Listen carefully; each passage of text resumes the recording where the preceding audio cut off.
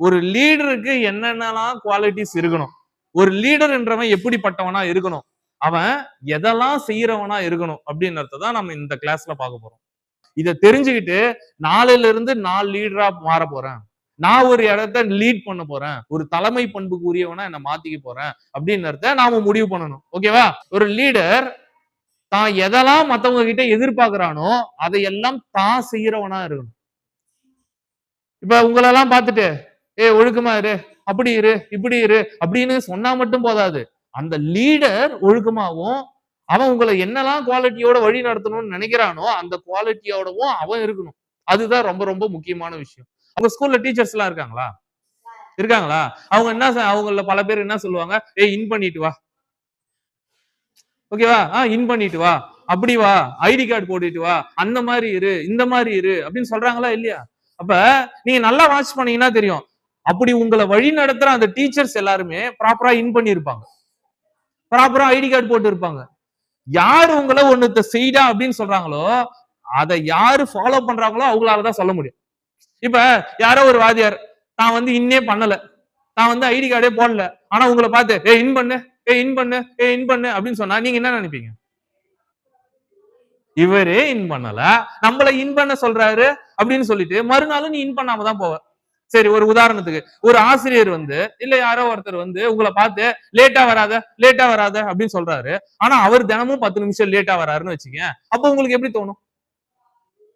அதேதான், இவரே லேட்டா வராரு, இவரே நம்மள வந்து சீக்கிரமா, இதே உங்களை கண்காணிக்கிறதுக்காக அந்த ஆசிரியர் முன்கூட்டியே 10 நிமிஷம் முன்னாடியே வந்து உட்கார்ந்தா என்ன சார் நடக்கும்? ஐயோ சார் முன்னாடியே வந்துட்டாரு, நம்மளுக்கு கேள்வி கேட்பாரு, நாம இனிமேலுக்கு என்ன பண்ணக்கூடாது, லேட்டா போக கூடாது அப்படின்னு சொல்லிட்டு நீங்க என்ன பண்ணுவீங்க? முன்னாடியே வந்து உட்காருவீங்க. அப்ப லீடர் என்றவர், உங்களை வழி நடத்துபவர் எப்படி இருக்கணும்னா, அவர் அந்த விஷயங்களை எல்லாம் கரெக்டா ஃபாலோ பண்றவரா இருக்கணும். சரி, திரும்பவும் எனக்கு புரியல சார், இன்னும் எக்ஸ்பிளனேஷன் சொல்லுங்க சார். ஒரு காடு இருக்குது, அந்த காடு ரொம்ப அழகான காடு, ஆனா இந்த வெயில் காலம் வந்து காஞ்சி போச்சு கொஞ்சம், அதனால திடீர்னு என்னாச்சு, அந்த காட்டுல தீ பிடிச்சிச்சு, பயங்கரமா தீ பிடிச்சி எரியுது, காடே எரியுது. அங்க இருக்கிற யானை கூட்டம் ஒண்ணு காட்டுக்கு நடுவுல மாட்டிக்கிச்சு. என்ன மாட்டிக்கிச்சு? யானை கூட்டம் வந்து காட்டுக்கு நடுவுல மாட்டிக்கிச்சு. வழியதே தெரியல, அந்த பக்கம் போலாமா இந்த பக்கம் போலாமான்னு தடுமாறிட்டு இருக்கு. அப்ப அந்த கூட்டத்துக்கு லீடர்னு ஒரு யானை இருக்கு.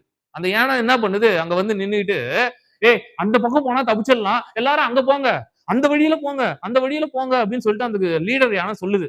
ஆனா எந்த யானையும் அந்த பக்கம் போகவே இல்லை. பயந்துகின்னு, ஆமா இவன் சொல்லிட்டான், நம்ம அந்த பக்கம் போனாக்கா நம்ம உயிரோட இருப்போமா மாட்டோமான்னு நம்மளுக்கு தெரியலையே, அந்த பக்கம் போய் ஏதாவது ஆச்சுன்னா என்ன வருது அப்படின்னு சொல்லிட்டு எல்லா யானைகளையும் யோசிச்சுட்டு இருந்துச்சு. அப்ப அந்த கூட்டத்துல இருந்து ஒரே ஒரு யானை என்ன பண்ணுச்சு, இப்படிக்கா நவுந்து வந்து ஒரு வழி போகுது, அந்த வழியா கடந்து போயிட்டு கொஞ்சம் தூரம் போயிடுச்சு. எல்லா யானைகளுக்கும் பதற்றம், ஐயோ போன யானைக்கு என்ன ஆச்சோ தெரியலையே, ஏதாச்சோ தெரியலையே, திருப்பி வருமோ தெரியலையே, எல்லாரும் பயந்து இருக்கிறாங்க. அப்ப கொஞ்ச நேரம் பொறுத்து அந்த யானை ரிட்டர்ன் வந்துட்டு எல்லா யானைகளையும் பார்த்து, எல்லாரும் இந்த பக்கம் போயிடலாம், இந்த பக்கம் தீ கம்மியா இருக்குது, இந்த வழியா போனா நம்ம என்ன பண்ணிடலாம், அந்த வழியா போய் தப்பிச்சிடலாம், ஏன்னா நான் பார்த்துட்டு வந்துட்டேன் வழிய அப்படின்னு சொல்லிட்டு அந்த யானை சொல்லிச்சு.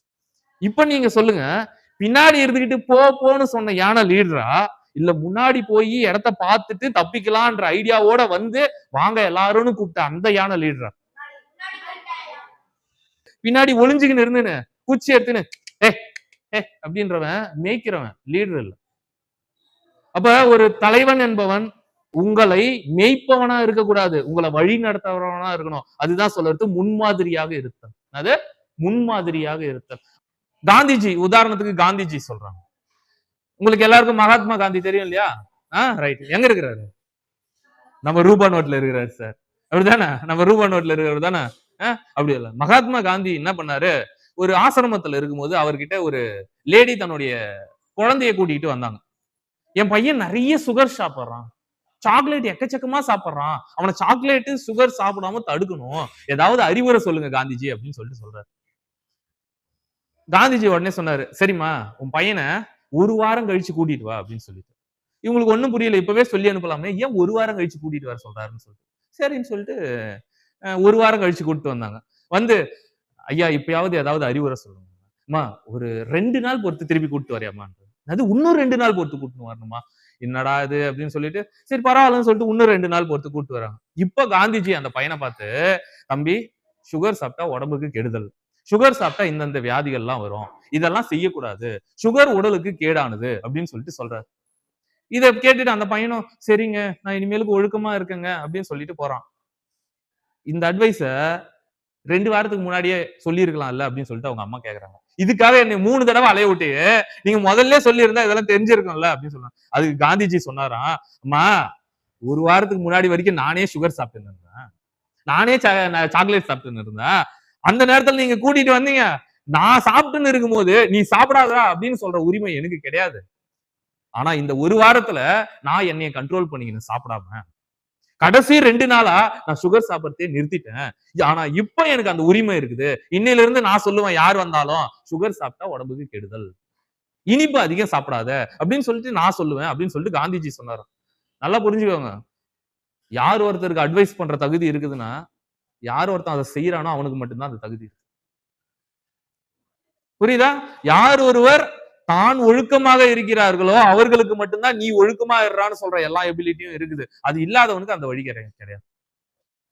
அப்ப ஒரு தலைவன் என்பவன் எப்படி இருக்கணும்? வழி நடத்துறவனா இருக்கணும். முன்னாடி இருந்து எல்லாத்தையும் செஞ்சு நான் கரெக்டா இருக்கேன்டான்னு சொல்றவனா இருக்கணும். அப்படி இருக்கிறவன் தான் leader. So lead by example, முன்னுதாரணமா இருக்கணும். என்னவா இருக்கணும்? முன்னுதாரணமா இருக்கணும். செகண்ட்